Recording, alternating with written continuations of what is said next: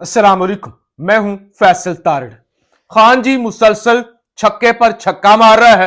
ताकतवर हलकों के और सारी बदमाशिया के अब होश उड़े हुए हैं।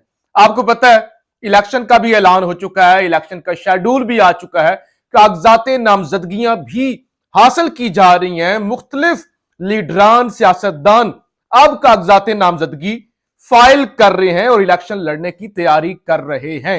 ऐसे में पीटीआई कौन कौन से सरप्राइज दे रही है और फिर इससे होश किस तरह से उड़े हुए हैं, कौन कौन सी भोंडी हरकतें की जा रही हैं, खान के क्या प्लान है, खान क्या कर रहा है, इस पूरी वीडियो के अंदर हम इसी हवाले से बात करेंगे। आज खान की जानब से यह पैगाम आ चुका है कि वो 3 हलकों से इलेक्शन लड़ेंगे।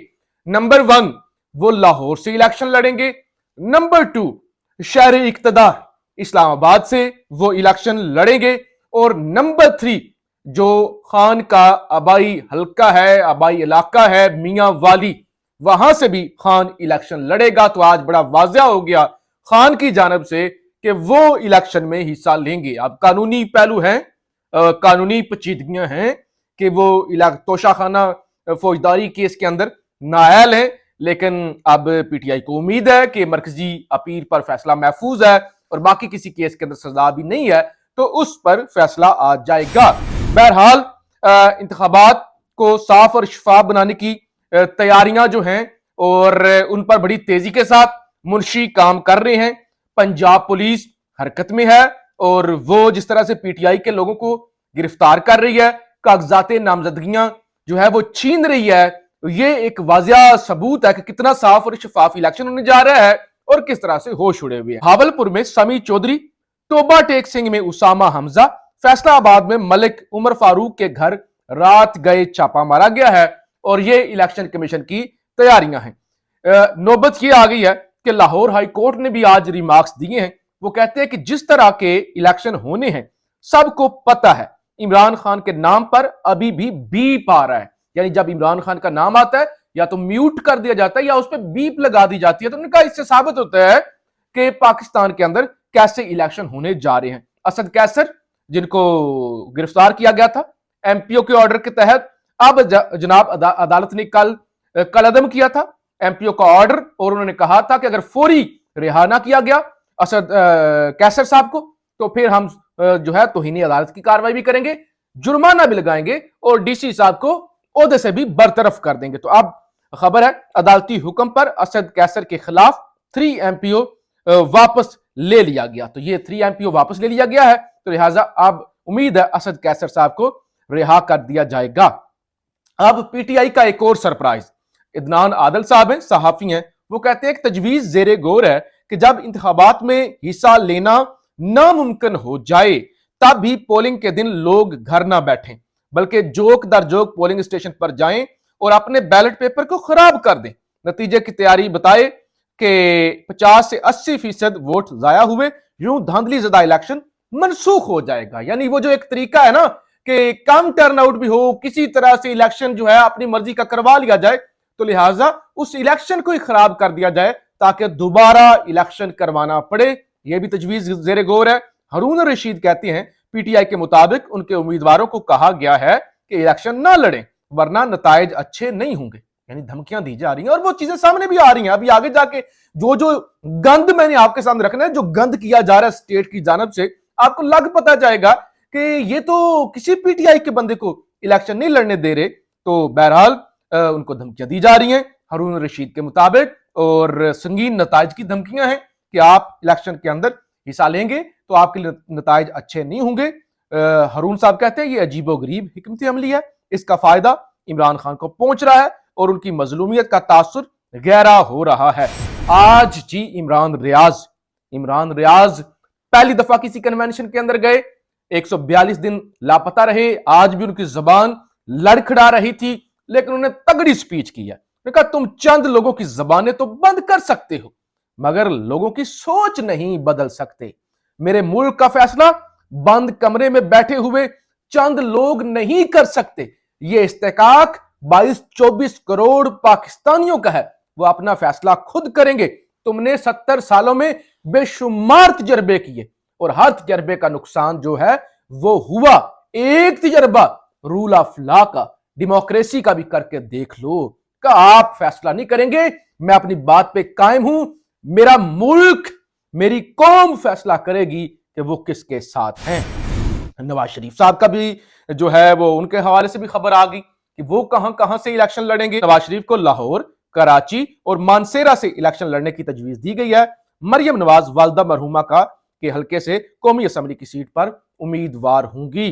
तो खान भी 3 शहरों से और नवाज शरीफ साहब भी मानसेरा से, कराची से और लाहौर से इलेक्शन लड़ेंगे। बाकी कराची और लाहौर से उन्हें जीतने की उम्मीद नहीं है, तो इसलिए मानसेरा जो इलाका है उनके दामाद का, कैप्टन सफदर का, वहां से अब क्योंकि थोड़ी सी मुस्लिम लीग नून मजबूत है तो वहां से नवाज शरीफ को लड़वाने का फैसला किया गया है। और आज बैरिस्टर गौर ने मीडिया से गुफ्तगू की, उन्होंने कहा इलेक्शन का ऐलान हो चुका, हम चाहते हैं इलेक्शन वक्त पर हूं। अडियाला जेल में शाह महमूद कुरैशी के सेक्रेटरी से उनके कागजात नामजदगी छीने गए। अगर लोगों से कागजात नामजदगी छीने गए तो साफ और शफाफ इलेक्शन का तासुर खत्म हो जाएगा। बानी पीटीआई से कल कागजात नामजदगी दस्तखत कराएंगे, मुझे आज जेल से सादा कागज ले जाने की इजाजत नहीं दी गई। इलेक्शन कमीशन इंश्योर कराए कि इलेक्शन साफ और शफाफ होंगे। बानी पीटीआई लाहौर, इस्लामाबाद से और मियां वाली से इलेक्शन लड़ेंगे। इसके अलावा साइफर केस में इन कैमरा जो ट्रायल है उसको भी चैलेंज कर दिया गया है। इस्लामाबाद हाई कोर्ट के अंदर वकील सलमान अकरम राजा के जरिए शेख रशीद साहब ने भी कागजात नामजदगी जमा करवा दिए हैं। वो हल्का 56, N56 और N57 रावलपिंडी के 2 हलकों से अपनी जमात की जानब से जो अवामी मुस्लिम लीग है उनकी, उससे वो इलेक्शन लड़ेंगे। और इसी तरह हसन नियाजी खान के भांजे, और उनको मानसेरा से गिरफ्तार किया गया था चंद महीने पहले, फौज की हिरासत में है और फौजी कार्रवाई और मिलिट्री एक्ट के तहत उनको ट्रीट किया जा रहा है, ट्रायल किया जा रहा है। तो उनकी वालदा ने कागजात नामजदगी दस्तखत कराने के लिए लाहौर हाई कोर्ट से इजाजत मांग ली है कि मेरे बेटे ने इलेक्शन लड़ना है, इलेक्शन का ऐलान हो चुका है, तो लिहाजा उनसे मिलने के लिए, उनसे कागजात नामजदगी सिग्नेचर कराने के लिए लाहौर हाई कोर्ट इस हवाले से जो है वो हुक्मनामा जारी करे और अदालत ओथ कमिश्नर को हसन नियाजी से मुलाकात करके कागजात नामजदगी की तस्दीक और दस्तखत की इजाजत दे। ये हसन नियाजी की वालदा इमरान खान की बहन की जानब से इस्तदा की गई है। ऑडियो लीक्स की भी आज समाअत हुई। ये जो ऑडियो आई थी, पहले भी आती है ऑडियो, लेकिन खासतौर पे लतीफ खोसा और बुशरा बीबी की ऑडियो आई थी, तो इस पे ISI ने जवाब जमा कराया। उन्होंने कहा हमें बिल्कुल नहीं पता, हमारे पास ऐसा मैकेनिज्म नहीं है जिससे ये पता चल सके कि ऑडियो कौन रिकॉर्ड करता है, कौन वायरल करता है। तो लिहाजा ये जो सोशल मीडिया प्लेटफॉर्म है, उनके जो मालिकान हैं, उनके जो स्टेक होल्डर हैं, उनसे ये पता लग सकता है। ISI को इस हवाले से कुछ भी पता नहीं है। फिर ताहयात नाअहली मियां नवाज शरीफ साहब की, जहांगीर तरीन साहब की, सुप्रीम कोर्ट वो खत्म करने के लिए बड़ी अग्रेसिव है। तो इस सिलसिले में अखबारात के अंदर इश्तिहारात लगवा दिए गए हैं कि ताहयात नाअहली, और फिर इलेक्शन एक्ट के अंदर जो है वो एक वाजिया जो है वो रिफ्ट है कि इलेक्शन एक्ट जो तरमीम की गई है 5 साल नाअहली, और सुप्रीम कोर्ट के फैसले में ताहयात नाअहली है। तो इससे जितने भी मुतासर हैं वो सुप्रीम कोर्ट से रजू कर सकते हैं। और 2 जनवरी को इस पर अदालत का, सुप्रीम कोर्ट का 7 रुकनी बेंच जनाब समाअत करेगा। तो बज़ाहिर सबको पता है ये क्यों किया जा रहा है। ये इसलिए किया जा रहा है ताकि मियां नवाज शरीफ को ऐल किया जा सके। इसके अलावा बैरिस्टर उमैर नियाजी के वालिद रिटायर्ड जज ज़ियाउल्लाह नियाजी, वो NA 90 से मियां गए उमैर नियाजी साहब के कागजात नामजदगी जमा कराने के लिए। उमैर नियाजी वही जिन्होंने पिटीशन की थी लाहौर हाई कोर्ट में, और उसके बाद सुप्रीम कोर्ट के चीफ जस्टिस काजी फायज़ ने उन्हें तौहीन अदालत का नोटिस दिया। तो उनका ताल्लुक मियां वाली से है, उन्हें इलेक्शन लड़ना है। उनके वालिद कागजात नामजदगी जो है वो लेने गए तो पुलिस ने उन्हें रोका, उनसे बदतमीजी की और उनसे कागजात नामजदगी उन्होंने छीन लिए। इसी तरह मियां वाली से अमजद खान नियाजी, उनकी एक वीडियो आई कि मैं PTI छोड़ रहा हूं, मैं इलेक्शन भी नहीं लड़ूंगा, ये करूंगा, वो करूंगा, 9 मई के वाकयात की मजम्मत करता हूं, ये सब कुछ हुआ। अब उनकी फैमिली की जानब से कह दिया गया है कि साबिक MNA जो हैं अमजद अली खान नियाजी, उनके बयान की हम नफी करते हैं। उन्होंने PTI नहीं छोड़ी और ना ही वो इलेक्शन लड़ने से दस्तबरदार हुए हैं। गर्दश करने वाली जो वीडियो है वो इंतहाई तशद्दुद के बाद गन पॉइंट पर बनवाई गई है, जिसकी बिना पर अमजद अली खान और उनके अहल खाना इस वीडियो से ला तलकी का ऐलान करते हैं। अमजद अली खान NA 90 से हर सूरत इलेक्शन लड़ेंगे। अगर इन्हें जबरन मैदान से बाहर रखा गया तो अमजद अली खान की फैमिली से किसी ना किसी शख्स को इलेक्शन लड़ाया जाएगा।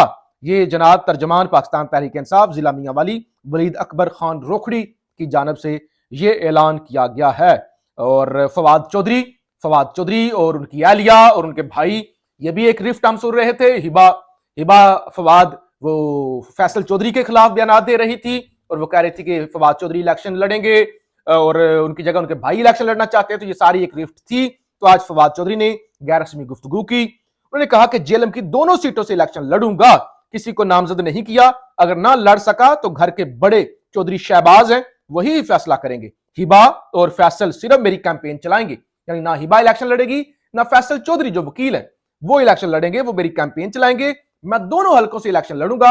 अगर ना किसी तरह से लड़ सका तो मेरे जो घर के बड़े हैं शहबाज चौधरी साहब, वो इस हवाले से जो है वो फैसला करेंगे। बहरहाल खान जो है वो नाकाबिल शिकस्त है, सरप्राइज दे रहा है। अभी और भी सरप्राइज आएंगे, लेकिन ताकतवर शदीद घबराए हुए हैं।